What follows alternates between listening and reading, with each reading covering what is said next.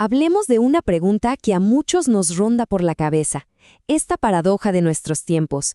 Tener una vida que parece llena, pero por dentro, sentir un vacío enorme. Es una sensación que, la verdad, se ha vuelto súper común. La agenda está a reventar, las redes sociales no paran, hay cosas por todos lados, pero por dentro algo falta.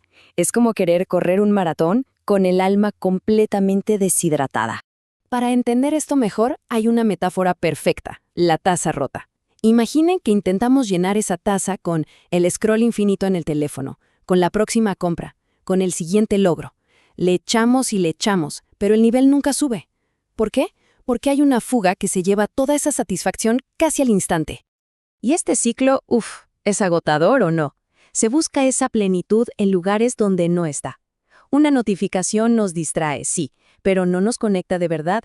Una compra nos emociona, claro, pero esa emoción se va rapidísimo. Se alcanza una meta y se siente bien, pero la mente al segundo ya está preguntando, ok, ¿y ahora qué sigue?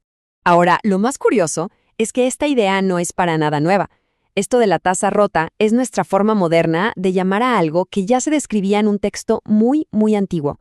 En la Biblia, hace miles de años, a estos intentos de llenarnos por nuestra cuenta los llamaban cisternas rotas, o sea, pozos agrietados que simplemente no pueden retener el agua.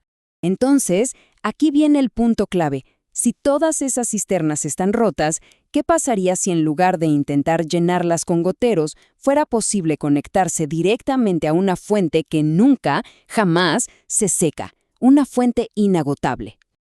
Pues fíjense que un texto de hace siglos nos da una pista sobre esa fuente. Habla de las inescrutables riquezas de Cristo. Y esa frase es la clave de todo. No se refiere a dinero ni a cosas materiales, sino a algo mucho más profundo, algo que ni siquiera se puede contar o medir. Pero, a ver, ¿qué son exactamente estas riquezas? Pensemos en una paz que sobrevive a un día terrible en el trabajo, o en un propósito tan sólido, tan tuyo, que las comparaciones en redes sociales no te lo pueden robar. Es tener acceso a una fuente de sabiduría y de amor que, como dice el texto, es inagotable. Bien, la pregunta del millón. ¿Y cómo se accede a esta fuente? Uno pensaría que es una fórmula secreta o algo súper complicado, pero la respuesta es sorprendentemente simple. No son 1000 pasos, es una sola llave. Esa llave es la fe. Pero, ojo, no hay que pensar en la fe como algo inalcanzable. Podemos verla de esta forma. Es simplemente la voluntad de creer que esa puerta hacia algo más de verdad existe. Es la disposición a probar la llave en la cerradura de ese almacén celestial, como lo describe la fuente. El camino es bastante sencillo. Se resume en 3 pasos. Primero, reconocer la sed. Admitir que la taza está rota y que se necesita algo más. Segundo, creer en la fuente. Confiar en que esa fuente que nunca se acaba de verdad existe. Y tercero, usar la llave.